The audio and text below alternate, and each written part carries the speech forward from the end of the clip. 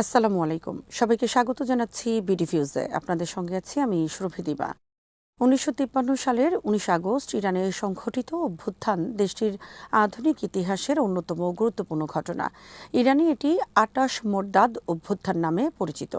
এই অভ্যুত্থানের মাধ্যমে প্রধানমন্ত্রী মোহাম্মদ মোসাদ্দেকের সরকারকে উৎখাত করা হয় এবং শাহ মোহাম্মদ রেজা পাহলভির ক্ষমতা আরও সুদৃঢ় হয়। মার্কিন ও ব্রিটিশ গোয়েন্দা সংস্থার ভূমিকা এই ঘটনায় পরবর্তীকালে স্পষ্ট হয়ে ওঠে। ঘটনাটি শুধু ইরানের রাজনীতি বদলে দেয়নি, বরং ইরান ও পশ্চিমা বিশ্বের মধ্যে দীর্ঘস্থায়ী অবিশ্বাসেরও ভিত্তি তৈরি করে। আরও বিস্তারিত থাকছে ওয়াহিদ ফারুকীর প্রতিবেদনে।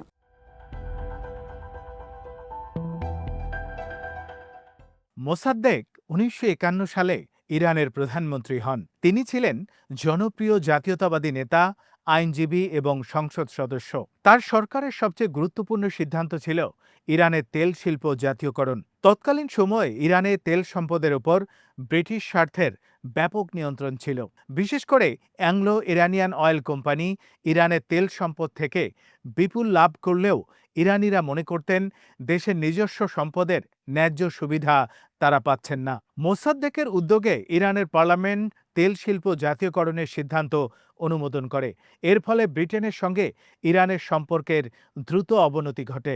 জাতীয়করণ ইরানিদের কাছে জাতীয় সার্বভৌমত্ব প্রতিষ্ঠার প্রতীক হয়ে ওঠে।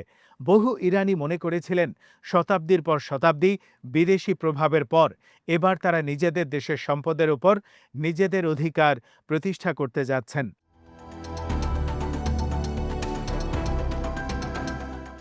ব্রিটেন এই সিদ্ধান্ত মেনে নিতে পারেনি।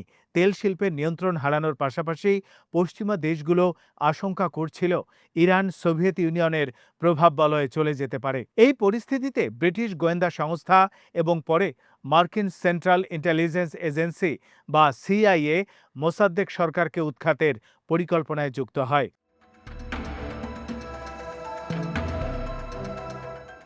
১৯৫৩ সালের আগস্টে পরিকল্পিত অভ্যুত্থান শুরু হয়। মোসাদ্দেককে সরিয়ে শাহের ক্ষমতা পুনঃপ্রতিষ্ঠার জন্য রাজনৈতিক চাপ, প্রচারণা, ঘুষ এবং রাস্তায় বিক্ষোভ সহ বিভিন্ন কৌশল ব্যবহার করা হয়। শেষ পর্যন্ত ইরানি সামরিক বাহিনীর একটি অংশ শাহপন্থী শক্তির সঙ্গে যোগ দিলে মোসাদ্দেক সরকারের পতন ঘটে। মোসাদ্দেক গ্রেফতার হন এবং সামরিক আদালতে বিচারের পর কারাদণ্ড পান। পরবর্তী জীবনের বড় অংশ তিনি গৃহবন্দী অবস্থায় কাটান।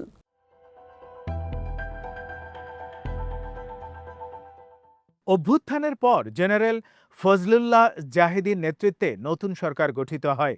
শাহ মোহাম্মদ রেজা পাহলভি আরও শক্তিশালী শাসক হিসেবে আবির্ভূত হন।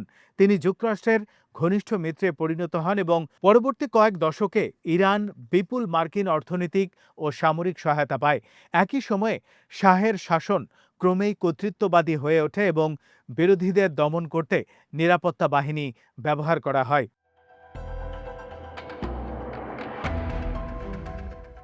১৯৫৩ সালের অভ্যুত্থানের পেছনে যুক্তরাষ্ট্রের ভূমিকা নিয়ে বহু বছর ধরে আলোচনা থাকলেও ২০১৩ সালে প্রকাশিত মার্কিন সরকারি নথি বিষয়টি আরও স্পষ্ট করে।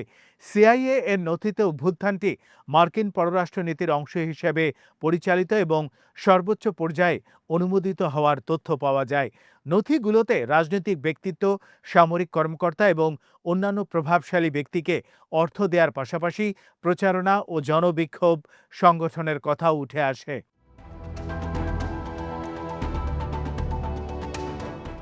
অভ্যুত্থানের পর শাহ প্রায় ২৬ বছর ক্ষমতায় ছিলেন, কিন্তু তার পশ্চিমাপন্থী নীতি, রাজনৈতিক দমনপীড়ন, সামাজিক বৈষম্য এবং বিদেশি প্রভাবের বিরুদ্ধে ক্ষোভ ধীরে ধীরে বাড়তে থাকে। এই ক্ষোভ শেষ পর্যন্ত ১৯৭৮-৭৯ সালের ব্যাপক গণ আন্দোলনের রূপ নেয়।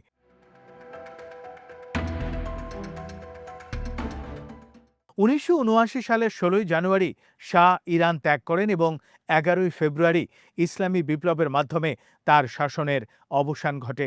১৯৫৩ সালের অভ্যুত্থান তাই শুধু একজন প্রধানমন্ত্রীর পতনের ঘটনা নয়, এটি ইরানের রাজনৈতিক সংস্কৃতি, জাতীয়তাবাদ এবং পশ্চিমা শক্তির প্রতি দৃষ্টিভঙ্গিতে দীর্ঘস্থায়ী প্রভাব ফেলে। ১৯৭৯ সালের ইসলামী বিপ্লব, মার্কিন দূতাবাস জিম্মি সংকট এবং পরবর্তী কয়েক দশকের ইরান মার্কিন বৈরিতার পেছনে ১৯৫৩ সালের ঘটনাকে একটি গুরুত্বপূর্ণ ঐতিহাসিক শেকড় হিসেবে বিবেচনা করা হয়।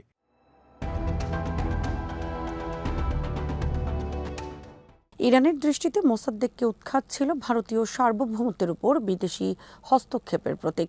অন্যদিকে যুক্তরাষ্ট্র ও ব্রিটেনের নীতি নির্ধারকদের কাছে এটি ছিল তৎকালীন শীতল যুদ্ধের প্রেক্ষাপটে কৌশলগত ও অর্থনৈতিক স্বার্থ রক্ষার একটি অভিযান। কিন্তু দীর্ঘমেয়াদে এই হস্তক্ষেপের মূল ছিল গভীর পারস্পরিক অবিশ্বাস। সেই অবিশ্বাস আজও ইরান ও পশ্চিমা বিশ্বের সম্পর্ককে প্রভাবিত করে। আজ এখানেই শেষ করছি। সবাই ভালো থাকুন, সুস্থ থাকুন আর দেখতে থাকুন বিডিফিউজ। চ্যানেলটি ভালো লাগলে সাবস্ক্রাইব করুন, সংযুক্ত থাকুন আমাদের ফেসবুক পেজে।